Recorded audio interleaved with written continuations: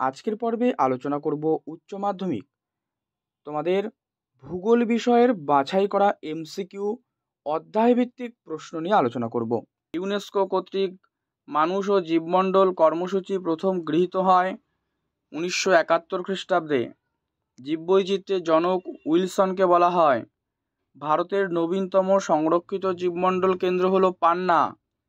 সংরক্ষণযোগ্য উদ্ভিদ ও প্রাণীদের সংখ্যা যে পুস্তকের মাধ্যমে প্রকাশ করা হয় তা হলো রেড ডেটা বুক। তোমরা কমেন্টে জানাও গ্রিন ডেটা বুক যেটা হচ্ছে অপশান এতে দেওয়া রয়েছে, এটা তোমরা কমেন্টে জানাও গ্রিন ডেটা বুকের মাধ্যমে কি প্রকাশ করা হয়। নেক্সট, হানিকর জীব প্রজাতির তালিকাকে কি বলা হয়? Black data book. Biodiversity hotspot কথাটি প্রথম ব্যবহার করেন মায়ার্স। ভারতের প্রথম জীবমণ্ডল সংরক্ষণ অঞ্চল নীলগিরি। আর সুন্দরবন, এটা কিন্তু ম্যানগ্রোভ জাতীয় অরণ্য দেখা যায়।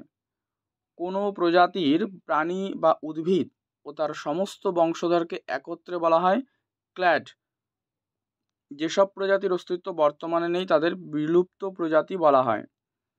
কোন সম্মেলনে বায়োডাইভার্সিটি কথাটি জনপ্রিয়তা পায়? বসুন্ধরা সম্মেলন। দুটি ভিন্নধর্মী বায়োমের মধ্যবর্তী অঞ্চলকে বলা হয় ইকোটন। নেক্সট, অভিকর্ষজ বলের সঙ্গে যুক্ত একটি দুর্যোগ কি করবে? উত্তর করো হিমানি সম্প্রপাত। ভোপাল গ্যাস দুর্ঘটনায় নির্গত গ্যাস মিথাইল আইসোসায়ানেট মিক। বিপর্যয় লঘুকরণ দিবস পালিত হয় 10ই অক্টোবর। জৈব বিপর্যয়ের একটা উদাহরণ হলো কোভিড-19 অতিমারি, যেটা 2020 খ্রিস্টাব্দে হয়েছে। প্রদত্ত ঘটনাগুলির মধ্যে যেটি একটি প্রাকৃতিক বিপর্যয়ের উদাহরণ নয়, এটা হচ্ছে 1984 ভোপাল গ্যাস দুর্ঘটনা। একটি আধা প্রাকৃতিক দুর্যোগের উদাহরণ হলো বন্যা। ভারতের একটি ধসপ্রবণ রাজ্য হিমাচল প্রদেশ, আর বায়ুমণ্ডলীয় বিপর্যয় হচ্ছে একটি ঘূর্ণিঝড়। নেক্সট, যিনি প্রথম শস্য সমন্বয় ধারণাটির অবতারণা করেন তার নাম উইভার। শুষ্ক কৃষি যে সকল অঞ্চলে প্রচলিত সেখানে সর্বাধিক বৃষ্টিপাতের পরিমাণ বার্ষিক 50 সেন্টিমিটার। ট্রাক ফার্মিং, যেটা হচ্ছে উদ্যান কৃষি। মালয়েশিয়ায় স্থানান্তর কৃষি কি নামে পরিচিত? লাডাং। কফি কোন কৃষির অন্যতম ফসল? বাগিচা কৃষি। হেক্টর প্রতি গম উৎপাদনে কোন রাজ্য প্রথম? উত্তরপ্রদেশ করবে। কোকোনাট ট্রায়াঙ্গেল বলা হয় কাকে? বাংলাদেশকে, না এটা করো শ্রীলঙ্কাকে। ব্রাজিলের কফি বাগিচাগুলিকে বলা হয় ফাজেন্ডা। ভারতের নীল বিপ্লবের জনক কে? অরূপ কৃষ্ণান। হলুদ বিপ্লব যেই ফসলের সঙ্গে যুক্ত তা হলো তৈলবীজ চাষ। ভারতে সবুজ বিপ্লবের জনক স্বামীনাথনকে বলা হয়। শ্রীলঙ্কায় যে ফসলকে লিভিং ফার্মেসি বলে তা হলো ডাব। স্থানান্তর কৃষি শ্রীলঙ্কায় চেনা নামে পরিচিত। নেক্সট, ভারতের নীল বিপ্লব যে উৎপাদনের সঙ্গে জড়িত? নীল বিপ্লব মনে রাখবে মাছ। গোল বিপ্লব আলু। মিলেট যে কৃষি প্রণালীর প্রধান ফসল? মিলেট হচ্ছে শুষ্ক কৃষি। পোমাম কালচার যুক্ত নয় এমন শস্য? আচ্ছা, পোমাম কালচার লাউ আর কুমড়ো। ওয়েবারের তত্ত্বে সমপরিবহন ব্যয়রেখাকে কি বলা হয়? আইসোটিম। বিশুদ্ধ কাঁচামালের দ্রব্যসূচক কত?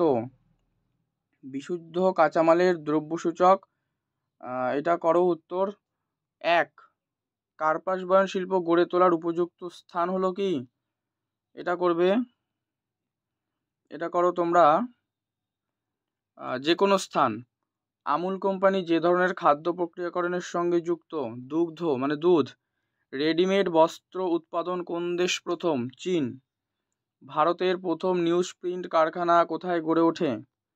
এটার উত্তর করবে নেপানগরে। পৃথিবীর রবারের রাজধানী অ্যাক্রন। নিউজ প্রিন্ট উৎপাদনে বিশ্বে প্রথম কানাডা।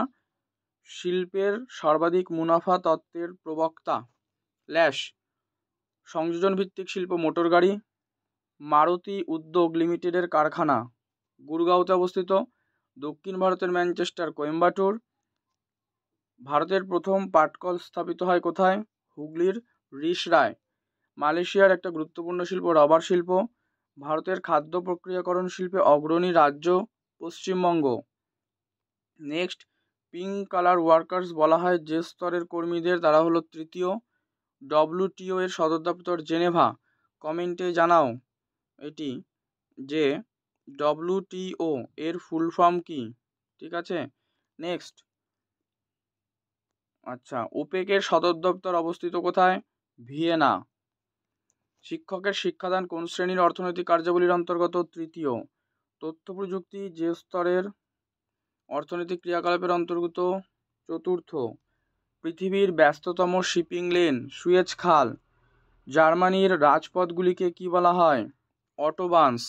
সোনালী পোশাকের কর্মীরা যুক্ত পরামর্শ দানের ক্ষেত্রে। পর্যটন কোন প্রকার অর্থনৈতিক ক্ষেত্রের অন্তর্গত? তৃতীয় ক্ষেত্র। সেবা ক্ষেত্রের কাজকর্মে নিযুক্ত কর্মীদের বলা হয় গোলাপি পোশাকের কর্মী, অপশান ডি। এরপরে 2011 আদমশুমারি অনুসারে ভারতের নারী পুরুষের অনুপাত 940:1000। ভারতে বয়স লিঙ্গ অনুপাতের নির্ণয়ের যে সূত্র, সেটা করবে নারী সংখ্যা বাই পুরুষ সংখ্যা ইন্টু 1000, এটাই হবে উত্তর। জনসংখ্যা বিবর্তন তত্ত্বের প্রথম পর্যায় বলতে বোঝায় প্রাক শিল্প বিপ্লবের সময়কালকে। উন্নত দেশের বয়সলিঙ্গ পিরামিডের আকৃতি হলো ঘণ্টা। নিচের কোন দেশটিতে কাম্য জনসংখ্যা দেখা যায়? সুইডেন, যার রাজধানী স্টকহোম। জনবিবর্তন তত্ত্বের প্রবক্তা থমসন। নিচের কোন বিষয়টি জনসংখ্যা পরিবর্তনের সঙ্গে যুক্ত নয়? বয়সলিঙ্গ অনুপাত। জনবিবর্তন মডেলের কোন পর্যায়ে জনসংখ্যা বৃদ্ধির হার সর্বাধিক? দ্বিতীয়। ভারতে পরিব্রাজন সর্বাধিক ঘটে? উত্তর, গ্রাম থেকে শহরে। নগরায়নের সর্বশেষ পর্যায়ে উৎপন্ন নগর নেক্রোপলিস। বর্তমানে ভারতের বৃহত্তম মহানগর মুম্বাই। আফ্রিকার জুলু উপজাতিদের বৃত্তাকার বসতির নাম ক্র্যাল। মহানগরের লোকসংখ্যা কত? 10 লক্ষ। আর ক্ষুদ্র বাজারকেন্দ্রিক পৌর বসতিকে বলে পলিস। নেক্সট, কনভারসেশন কথাটি সর্বপ্রথম ব্যবহার করেন প্যাট্রিক গেডেস। ভারতের সর্বনিম্ন প্রশাসনিক ইউনিট মৌজা। কার্যাবলীর ভিত্তিতে বারাণসী শহরটি হলো ধর্মীয় শহর। উচ্চ মেধাসম্পন্ন ব্যক্তির উন্নত দেশে চলে যাওয়াকে উন্নয়নশীল দেশ বলা হয় ব্রেইন ড্রেন। উমল্যান্ড শব্দটি কে প্রথম ব্যবহার করেন? অ্যালাইজ। নেক্সট, পরিকল্পনা অঞ্চলের সর্বোচ্চ স্তরে থাকে ম্যাক্রো। অর্থনৈতিক উন্নয়নের প্রবক্তা উইলিয়াম লিউস। মানব উন্নয়ন সূচকের সর্বাধিক মান 1। ভারতের সিলিকন ভ্যালি নামে পরিচিত বেঙ্গালুরু। মানব উন্নয়নের ধারণা প্রবর্তক, এটা করো মাহবুব উল হক।